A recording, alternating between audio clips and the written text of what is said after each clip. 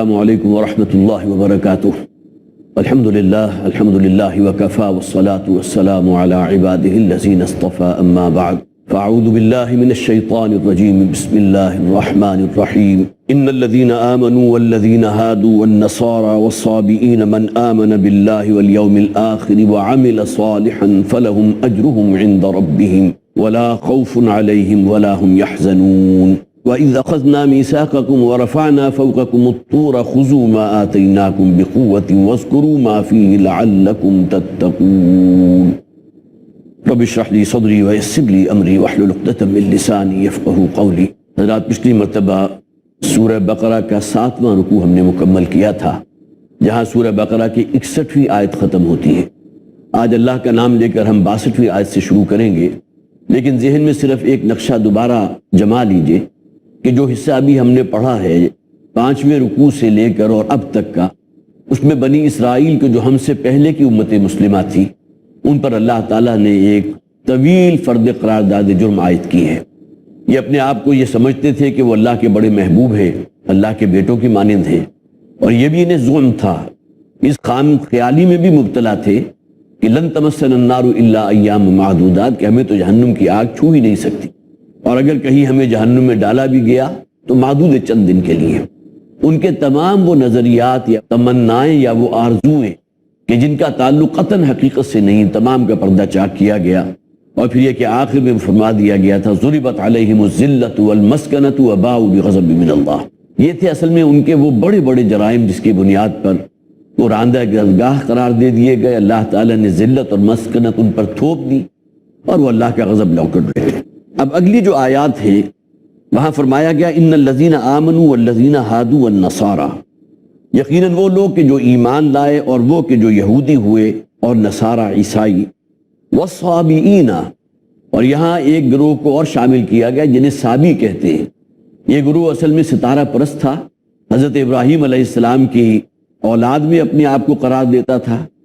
لیکن یہ کہ بہرحال توحید کے ساتھ ان کے ہاں بڑے درجے میں شرک بھی موجود تھا۔ من آمن باللہ والیوم الآخر وعمل صالحا، کوئی شخص جو ایمان لایا یا یہودی ہوا یا نصرانی ہوا یا صابی تھا، جو بھی ایمان رکھتا ہے اللہ پر اور آخرت کے دن پر، وعمل صالحا، اور نیک اعمال کرنے والا ہے، فلہم اجرہم عند ربہم، تو ان کا اجر ان کے رب کے پاس محفوظ ہے، ولا خوف علیہم ولا هم یحزنون، اور انہیں اس میں کسی خوف میں مبتلا ہونے کی ضرورت نہیں اور نہ کسی قسم کا غم انہیں آ لگے گا۔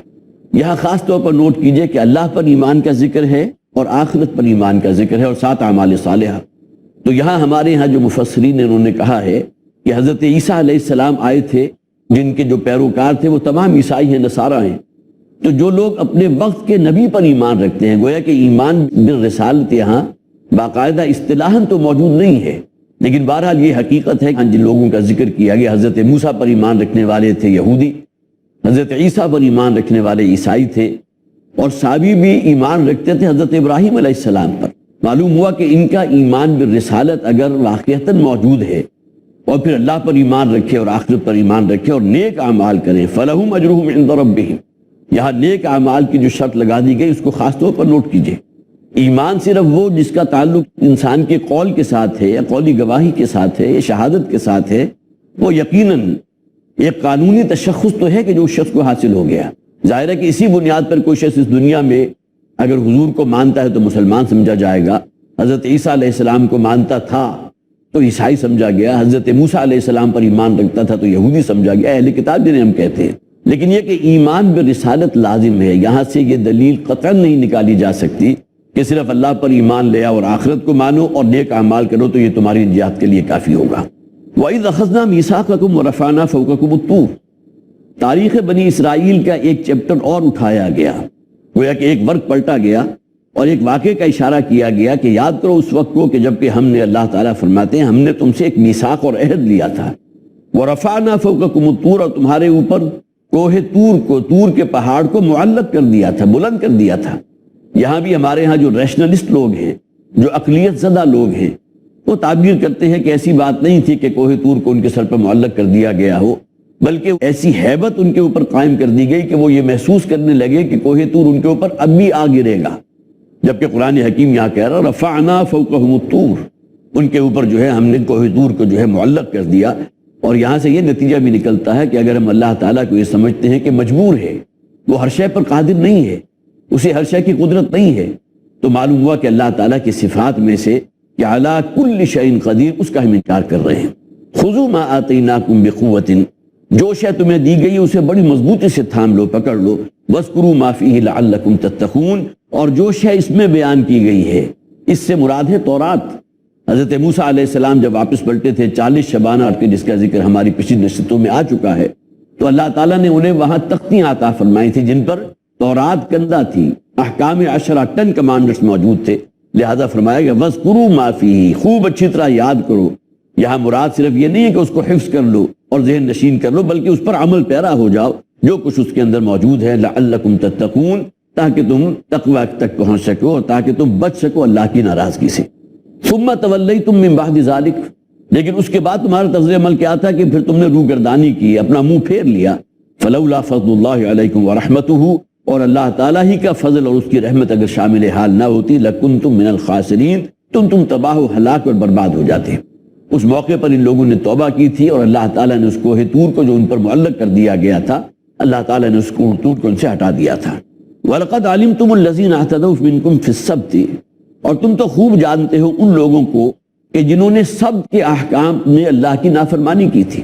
اس بات کو بھی نوٹ کیجئے کہ آج ہمارے لیے یوم الجمعہ ہے، امت محمد صلی اللہ علیہ وسلم کے لیے جمعہ کا دن جو ہے بہت اہمیت رکھتا ہے، اور حضور نے اپنے قول مبارک میں فرمایا الجمعۃ عید المسلمین، یہ جمعہ جو ہے مسلمانوں کے لیے عید کا درجہ رکھتا ہے، گویا کہ ہفتہ واری ایک آپ کی کانگریگیشن ہے، آپ کی عید کا معاملہ ہے، اسے سیلیبریٹ کیا کرو، خوب نہا دھو کر، اچھے کپڑے پہن کر، خوشبو لگا کر مسجد میں جایا کرو، جس طرح عید کے دن سیلیبریٹ کرتے ہو۔ یہ عید تو وہ ہے جو ہم عید الفطر کے نام سے، عید الاضحیٰ کے نام سے مناتے ہیں، لیکن ہفتہ واری عید بھی ہے کہ جو ہمیں اللہ تعالیٰ نے عطا فرمائی، یوم الجمعہ۔ لیکن یہ کہ اہل یہود کے ہاں یوم السبت تھا، ہفتے کا دن تھا کہ جو مخصوص تھا، پورے دن صرف اور صرف اللہ کی عبادت کرو، اسی کا ذکر کرو۔ اس پورے دورانیے میں ہر قسم کا کاروباری دنیاوی قطعاً حرام تھا، ممنوع تھا۔ گویا کہ طلوع آفتاب سے لے کر اور غروب آفتاب تک یہ پورا ڈیوریشن جو ہے وہ اس کام کے لیے مخصوص تھا کہ اللہ کا ذکر کرو، اس میں کوئی کاروباری دنیاوی یا منفعت بخش کام تم حاصل نہیں کر سکتے۔ لیکن یہ کہ انہی کا ایک قبیلہ تھا جو سمندر کے کنارے آباد تھا، انہوں نے ایک خاص ہیلہ اختیار کیا۔ ہفتے کے دن مچھلیاں تو نہیں پکڑتے تھے اس لیے کہ ان کا پیشہ مچھلیاں پکڑنا تھا، بلکہ ہفتے کے دن جو ہے وہ گڑھے کھود دیا کرتے تھے سمندر کے کنارے، اس کے نتیجے میں سمندر کا پانی جو ہے گڑھوں میں آ جاتا تھا، مچھلیاں بھی ان کے ساتھ چلی آتی تھی، آگے جو ہے تفصیل سے ان کا ذکر بھی آ جائے گا۔ اور ان کے لیے بڑی آزمائش بنا دی اللہ تعالیٰ نے اس واقعے کو کہ ہفتے کے دن جو یوم السبت تھا، جس میں وہ کوئی کاروباری دنیاوی نہیں کر سکتے تھے، نہ مچھلیاں پکڑ سکتے تھے، نہ اسے فروخت کر سکتے تھے، وہ دن ایسا تھا کہ جس میں انہوں نے یہ پوری محنت کی، نہ اللہ کا ذکر کیا، نہ اللہ کی عبادت کی، نہ اللہ کو یاد کیا۔ نتیجتاً اللہ تعالیٰ نے ان کے اوپر اپنا وہ عذاب مسلط کیا کہ ان کے چہرے مس کر دیے گئے، بندروں کے سے بنا دیے گئے۔ تو حوالہ دیا جا رہا ہے تاریخ بنی اسرائیل کے اس واقعے کا کہ تم خوب جانتے ہو الذین اعتدوا منکم فی السبت، جنہوں نے سبت کے احکامات کے معاملے میں تجاوز کیا تھا، حد سے نکل گئے تھے، فقلنا لهم كونوا قردة خاسئین، اور پھر ہم نے حکم دے دیا تھا ان لوگوں کو کہ اب وہ بندر کی شکل اختیار کر لو، تمہارے چہرے مس کر دیے گئے اور ذلیل بندر بن جاؤ۔ فجعلناها نکالا لما بین یدیہا، اور پھر ہم نے اس واقعے کو بنا دیا ایک نشان عبرت ان لوگوں کے لیے جو اس وقت موجود تھے۔ ظاہر ہے کہ انہی لوگوں کے چہرے بگاڑے گئے تھے کہ جو اس کام میں ملوث رہے، جنہوں نے گھڑے کھودے، نہ اللہ کو یاد کیا، نہ کوئی عبادت کی، ان لوگوں کے چہرے جو ہے بندروں کے سے بنا دیے گئے تھے۔ لیکن یہ کہ جہاں تفصیل سے ان کا ذکر آئے گا، وہاں ایک امکان اس بات کا بھی ہے کہ وہ لوگ کہ جنہوں نے انہیں منع کیا تھا کہ یہ کام نہ کرو، اللہ کے حکم کو، اللہ کی حدود کو پامال کر رہے ہو، ایک وہ دن کے جو خالصتاً اللہ کی عبادت کے لیے اللہ نے مخصوص کر دیا، اگر اس میں تم کو کاروباری دنیاوی کرتے ہو، مچھلیاں پکڑتے ہو اور ان کو فروخت کرتے ہو، یا یہ کہ اس میں وہ کام کرتے ہو کہ جس میں مچھلیاں خود بخود گڑھے میں آ جائیں، ہفتے کے دن تو ان کو نہیں پکڑا لیکن اتوار کے دن جو ہے ان کو پکڑ کر فروخت کر دیا، ان لوگوں کو جنہوں نے روکا تھا انہیں تو بچایا گیا تھا اس عذاب سے، لیکن وہ کہ جو خاموش تماشائی تھے وہ بھی، اور وہ جو اس کام میں ملوث تھے، اس بدی کا ارتکاب کر رہے تھے، اس منکر کام کے اندر ملوث تھے، ان لوگوں کے جو ہے چہرے بندروں کے سے بنا دیے گئے۔ وَإِذْ قَالَ مُوسَىٰ لِقَوْمِهِ إِنَّ اللَّهَ يَأْمُرُكُمْ أَن تَذْبَحُوا بَقَرَةً۔ اب تاریخ بنی اسرائیل کا ایک اور صفحہ الٹا گیا اور ایک اور واقعے کی طرف اشارہ ہے، اور یاد کرو جب کہ حضرت موسیٰ علیہ السلام نے اپنی قوم سے کہا تھا کہ اللہ تعالیٰ تمہیں حکم دیتا ہے ان تذبحوا بقرہ، کہ تم ایک گائے کو اللہ کی راہ میں ذبح کرو۔ قالوا اتتخذنا ہزوا، تو انہوں نے کہا ان لوگوں نے کہ کیا تم ہمارے سے مذاق کر رہے ہو، اس لیے کہ گائے ان کے ہاں ایک بہت ہی سیکرڈ شے تھی، مقدس شے تھی، لہذا اس کو ذبح کرنے کا کوئی تصور ان کے ہاں موجود نہیں تھا۔ تو انہوں نے کہا کہ تم ہمارے ساتھ کوئی مذاق کر رہے ہو، کیا معاملہ ہے؟ قال اعوذ باللہ ان اکون من الجاہلین، تو حضرت موسیٰ علیہ السلام نے کہا کہ میں اللہ کی پناہ پکڑتا ہوں اس بات سے کہ میں جاہلوں میں سے ہو جاؤں، میں کوئی اس قسم کا کام نہیں کروں گا کہ یہ بات کہہ کر جو ہے تم میرا اعتبار کرو کہ اللہ تعالیٰ نے اس کا حکم دیا، دراحال ہے کہ اللہ نے حکم نہ دیا ہو، اللہ نے واقعتاً یہی حکم دیا ہے۔ قالوا اتتخذنا ہزوا قال اعوذ باللہ ان اکون من الجاہلین، تو حضرت موسیٰ علیہ السلام نے کہا کہ میں اللہ کی پناہ میں آتا ہوں اس شے سے کہ میں جاہل بن جاؤں۔ قالوا ادع لنا ربک یبین لنا ما ہی،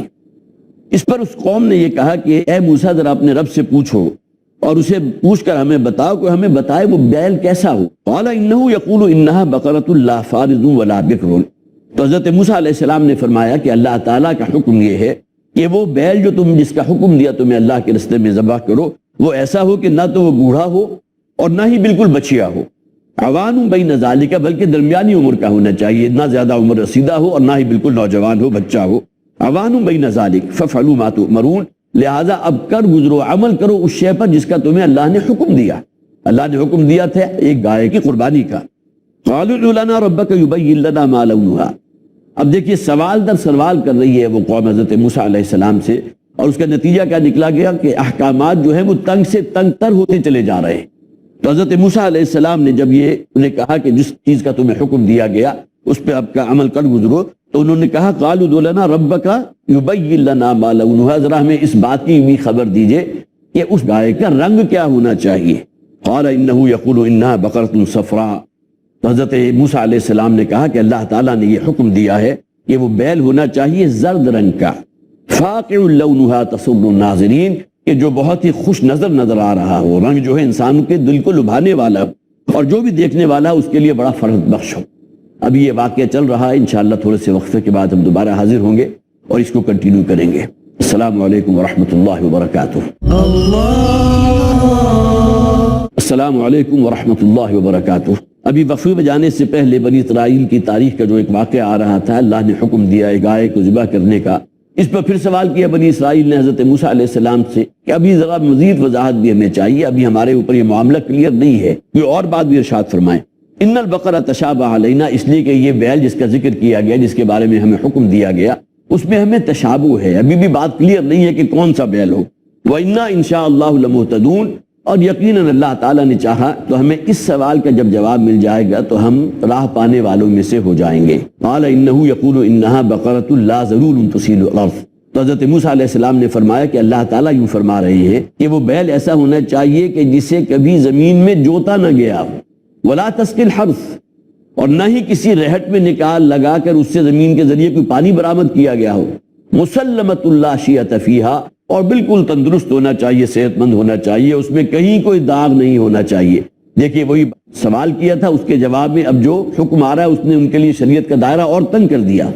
قالوا الآن جئت بالحق، اس پر اس قوم نے یہ کہا کہ ہاں موسیٰ اب جو بات تم نے ہمیں بتائی ہے اس کے بعد حق ہم پر پوری طرح واضح ہو چکا۔ فذبحوها وما كادوا يفعلون، اور اس کا نتیجہ یہ نکلا کہ بالآخر انہوں نے اس گائے کو یا اس بیل کو ذبح کر دیا، اور وہ ہرگز یہ کام کرنے والے نہیں۔ گویا کہ ایک چھوٹا سا حکم تھا، اس حکم کی تعمیل کرتے کسی بھی بیل کو اللہ کے راستے میں ذبح کر دے تو شریعت کا منشا پورا ہو جاتا۔ معلوم ہوا کہ سوال کر کر کے اپنے لیے اگر شریعت کے دائرے کو تنگ کیا جائے گا تو یہ شریعت کا منشا اور حکمت نہیں ہے۔ وَإِذْ قَتَلْتُمْ نَفْسًا فَادَّارَأْتُمْ فِيهَا، اب یہ واقعہ وہ ہے جس کا تعلق اسی گائے کے ذبح کرنے کے ساتھ ہے، اور یاد کرو کہ جب کہ تم نے ایک جان کو قتل کر دیا تھا، قتل ناحق، فَادَّارَأْتُمْ فِيهَا، اور اس کا الزام تم ایک دوسرے پر ڈالنے لگے، اس میں تم نے اختلاف کیا۔ وَاللَّهُ مُخْرِجٌ مَا كُنْتُمْ تَكْتُمُونَ، اور اللہ تعالیٰ تو برآمد کر کے رہے گا، نکالنے والا ہے اس شے کو جس کو تم چھپا رہے ہو۔ بنی اسرائیل کے قبیلے کا کوئی شخص قتل ہو گیا، معلوم نہیں تھا کہ قاتل کون ہے۔ اب ظاہر ہے کہ ان کے پاس کوئی اس قسم کے CCTV تو نہیں تھے کہ کہیں سے فوٹیج حاصل کر کے کوئی ریکارڈ کیا جائے یا کسی اور اعتبار سے اس کو لوکیٹ کیا جائے۔ تو حضرت موسیٰ علیہ السلام کی قوم کا معاملہ جو قتل کا ہو گیا تھا، تو اللہ تعالیٰ نے فرمایا کہ ہم تو لازماً معلوم کر کے رہیں گے کہ جو شے تم چھپا رہے ہو۔ فَقُلْنَا اضْرِبُوهُ بِبَعْضِهَا، پھر ہم نے حکم دیا، اللہ تعالیٰ فرماتے ہیں کہ اس گائے کو جس کو تم نے ذبح کیا ہے اس کا ایک حصہ لو یا اس کا ایک لوتھڑا لو اور اس سے اس مقتول کے جسم کو مس کرو، اس پر ضرب لگاؤ۔ کذالک یحیی اللہ الموتیٰ، اسی طرح اللہ تعالیٰ مردوں کو زندگی عطا فرماتا ہے۔ ویریکم آیاتہ لعلکم تعقلون، اور اللہ تعالیٰ اپنی آیات تم کو دکھا رہا ہے، تمہیں مشاہدہ کرا رہا ہے۔ گویا کہ تم مانتے تو ہو اس بات کو کہ مرنے کے بعد کی زندگی ہے، لیکن یہ کہ وہ اللہ قادر ہے کہ ایک ایسا شخص کے جو مقتول ہے، جو قتل ہو چکا، اسے تمہاری نگاہوں کے سامنے زندہ کر دیا، اور اس کے بعد روایات میں ہے کہ وہ شخص اٹھا ہے اور اس نے اپنے قاتل کا نام بتا کر پھر دوبارہ جو ہے وہ انتقال کر گیا۔ ثم قست قلوبکم من بعد ذلک، اب یہ پے در پہ جو واقعات ہوئے ہیں اس کے بعد ایک بہت جامع تبصرہ کیا گیا، اور اس کے بعد تمہارے دل سخت ہو گئے۔ فَهِيَ كَالْحِجَارَةِ أَوْ أَشَدُّ قَسْوَةً، اور تمہاری دلوں کی سختی اتنی بڑھ گئی کہ وہ پتھروں سے بھی زیادہ ہو گئے۔ پتھر کی سختی اپنی جگہ مسلم ہے، لیکن تمہاری بدبختی یہ تھی کہ تمہارے دل اتنا سخت ہوئے کہ پتھروں سے بھی بڑھ گئے۔ اور واقعہ یہ ہے کہ پتھر دل انسان ہوتے ہیں، انسان کسی واقعے کو دیکھے اپنی نگاہوں سے اور اس کے بعد وہ آنکھیں بند کر لیتا ہے کہ انسان توقع نہیں رکھتا کہ کوئی شخص کسی دوسری پر اس درجے کا ظلم کر سکتا ہے۔ تو ثم قست قلوبکم، پھر تمہارے دل سخت ہو گئے شریعت کے بارے میں بھی، اور بنی اسرائیل کے قبائل آپس میں جو خون ریزی کرتے تھے، ایک دوسرے کا خون بہاتے تھے، اس کا ذکر بھی آگے آ جائے گا۔ وَإِنَّ مِنَ الْحِجَارَةِ لَمَا يَتَفَجَّرُ مِنْهُ الْأَنْهَارُ، اس لیے کہ پتھروں میں سے، چٹانوں میں سے تو وہ بھی ہے کہ جن میں سے نہریں بہ نکلتی ہیں۔ وَإِنَّ مِنْهَا لَمَا يَشَّقَّقُ فَيَخْرُجُ مِنْهُ الْمَاءُ، اور ان پتھروں میں سے وہ بھی ہوتے ہیں جو شق ہو جاتے ہیں اور اس میں سے پانی برآمد ہو جاتا ہے۔ وَإِنَّ مِنْهَا لَمَا يَهْبِطُ مِنْ خَشْيَةِ اللَّهِ، اور ان پتھروں اور چٹانوں میں سے وہ بھی ہوتے ہیں کہ جو اللہ کی خشیت کی وجہ سے لڑک جاتے ہیں، گر پڑتے ہیں۔ وَمَا اللَّهُ بِغَافِلٍ عَمَّا تَعْمَلُونَ، اور اس بات کو خوب اچھی طرح ذہن نشین کر لو کہ اللہ تعالیٰ غافل نہیں ہے ان اعمال سے جو تم کر رہے ہو۔ انسان کے دل کا پتھروں سے بڑھ کر سخت ہو جانا، جیسے کہ میں نے عرض کیا، واقعاتی طور پر بھی بہت سے مظاہر ہمارے سامنے آتے ہیں، لیکن ایک بہت پیارا واقعہ ہے۔ حضرت ابوبکر صدیق رضی اللہ تعالیٰ عنہ کا عہد خلافت تھا، کئی دور سے ایک قافلہ آیا اور مدینہ کے قریب اس نے پڑاؤ کیا۔ اس موقع پر ایک قرآن حکیم کے پڑھنے والے صحابی تھے کہ جو ان قافلے والوں کو لے کر آئے مسجد نبوی میں، اور انہوں نے قرآن حکیم کی تلاوت کی۔ حضرت ابوبکر صدیق رضی اللہ تعالیٰ عنہ اس موقع پر وہاں موجود تھے اس محفل میں، تو انہوں نے محسوس کیا کہ جو قافلہ باہر سے آیا ہے، جب قرآن حکیم کی تلاوت کی گئی تو ان کی آنکھوں سے آنسو روا ہو گئے، آنکھیں بہہ نکلی۔ تو اس موقع پر حضرت ابوبکر صدیق رضی اللہ تعالیٰ عنہ نے فرمایا تھا، ہاکذا کنا حتی قست القلوب، کہ ابھی ہمارا معاملہ بھی یہ تھا۔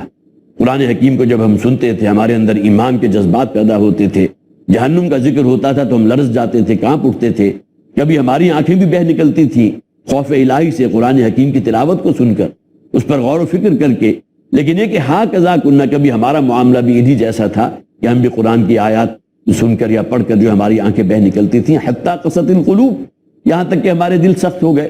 افتطمعون ان یؤمنوا لکم، اے مسلمانوں کیا تم یہ توقع رکھتے ہو، ایمان رکھتے ہو کہ یہ یہود جو ہے تم پر ایمان لے آئیں گے؟ وقد کان فریق منہم یسمعون کلام اللہ، ذرا حال ہے کہ ان میں ایک گروہ ایسا موجود تھا کہ جو اللہ کا کلام سنتے تھے، ثم یحرفونہ من بعد ما عقلوہ وہم یعلمون، اور اس کے بعد اس میں تحریف کر دیا کرتے تھے، احکامات میں رد و بدل کر دیا کرتے تھے۔ اب یہ معاملہ تحریف تورات کا ہے۔ یہاں یہ سوال پیدا ہوتا ہے کہ اللہ تعالیٰ نے قرآن حکیم کی حفاظت کا ذمہ تو لیا،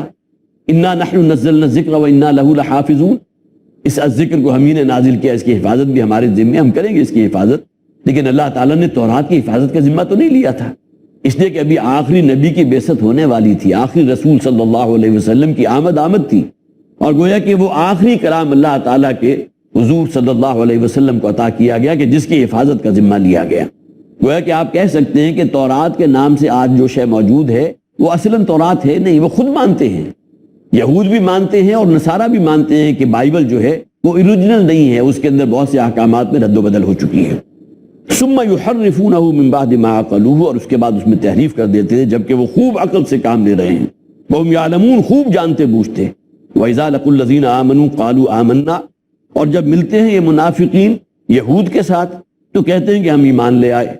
وَإِذَا لَقُوا الَّذِينَ آمَنُوا قَالُوا آمَنَّا، جب ملتے ہیں یہ منافقین یہود مسلمانوں سے تو یہ کہتے ہیں ہم ایمان لے آئے۔ وَإِذَا خَلَا بَعْضُهُمْ إِلَىٰ بَعْضٍ، اور جب یہ آپس میں الگ ہوتے ہیں یا منافقین مدینہ کی ملاقات ہوتی ہے یہودیوں کے ساتھ تو ان میں سے بعض دوسروں سے کہتے ہیں قَالُوا أَتُحَدِّثُونَهُمْ بِمَا فَتَحَ اللَّهُ عَلَيْكُمْ، تو یہودی کہتے ہیں ان لوگوں سے کہ کیا تم ان کو باور کروانا چاہتے ہو، انہیں بتانا چاہتے ہو وہ شے جو اللہ نے تم پر کھول دی۔ یہاں اصل میں بہت لطیف اشارہ ہے کہ تورات میں نبی اکرم صلی اللہ علیہ وسلم کی آمد کی پیشن گوئیاں موجود تھی، اور یہودی علماء خوب اچھی طرح جانتے تھے حضور کو کہ اللہ کے آخری رسول ہیں، آخری نبی ہیں۔ قرآن حکیم میں فرمایا گیا یعرفونہ کما یعرفون ابناءہم، وہ تو ایسے جانتے اور پہچانتے ہیں نبی اکرم صلی اللہ علیہ وسلم کو جس طرح تم میں سے کوئی شخص اپنے بیٹے کو جانتا اور پہچانتا ہے۔ آج تک کبھی کوئی ایسا واقعہ تو نہیں ہوا کہ کسی باپ نے اپنے بیٹے کو پہچاننے سے انکار کر دیا ہو۔ اس درجے شعور تھا انہیں حضور کے بارے میں۔ اور یہ بات بھی آپ کی دلچسپی کے لیے عرض کر دوں کہ یہود کے قبائل جو آ کر مدینہ میں آباد ہوئے تھے تو اسی انتظار میں آئے تھے کہ ان کی تورات میں وہ احکامات، وہ جو ہیں پوری آیات موجود تھی جن میں نبی اکرم صلی اللہ علیہ وسلم کی آمد کی پیشن گوئیاں تھیں، اور وہاں متعین کر دیا گیا تھا، مخصوص کر دیا گیا تھا مدینہ کی سرزمین کو، لہذا یہودی قبائل یہاں آ کر آباد ہو گئے اس خیال سے کہ جب آخری نبی اور آخری رسول کی بعثت ہوگی تو ہم ان پر ایمان لے آئیں گے۔ اب یہاں ان کا معاملہ اصل میں یہ ہو گیا کہ یہ امید رکھتے تھے یہودی کہ شاید بنی اسرائیل ہی میں نبی اکرم صلی اللہ علیہ وسلم کی بعثت ہوگی۔ بنی اسرائیل کون ہیں؟ حضرت یعقوب علیہ السلام کی اولاد، جن میں پے در پہ نبی آتے رہے، جبکہ حضرت ابراہیم علیہ السلام کے ایک بیٹے حضرت اسماعیل، جن کی اولاد میں تقریباً 2500 برس کے فصل کے بعد محمد رسول اللہ صلی اللہ علیہ وسلم کی بعثت ہوئی ہے، اس دوران میں اس پورے سلسلے میں کہیں کوئی نبی اور رسول نہیں ہے۔ تو یہودی تو اس بات کا انتظار کر رہے تھے کہ آخری نبی اور رسول جب آئیں گے اور ہم ان کے ساتھ ہو کر کبھی مشرکین مکہ سے جنگ کریں گے تو ہمیں لازماً فتح ملے گی، اس لیے کہ اللہ تعالیٰ کی فتح جو ہے وہ ہمیشہ نبی اور رسول کے ساتھ ہوتی ہے۔ تو کہا گیا قالوا تحدثونہم بما فتح اللہ علیکم، تو وہ کہنے لگے کہ کیا تم انہیں وہ چیز بتا رہے ہو جو اللہ نے تم پر کھول دی، تورات میں موجود ہے، کیا تم انہیں باور کرانا چاہتے ہو؟ لیحاجوکم بہ عند ربکم، تاکہ اسی بات کو تمہارے لیے بطور دلیل استعمال کریں تمہارے رب کے پاس، یہ تو تمہاری اپنے لیے خلاف حجت بن جائے گی۔ اگر تم کہیں بتا دو گے مسلمانوں کو کہ ہماری تورات میں بھی نبی اکرم صلی اللہ علیہ وسلم کی آمد کے احکام کی جو ہے پیشن گوئیاں اور وہ آیات موجود ہیں، تو گویا کہ تم تو اپنی خلاف حجت پیدا کر لو گے۔ افلا تعقلون، تو کیوں عقل سے کام نہیں لیتے؟ اولا یعلمون ان اللہ یعلم ما یسرون وما یعلنون، کیا انہیں معلوم نہیں ہے،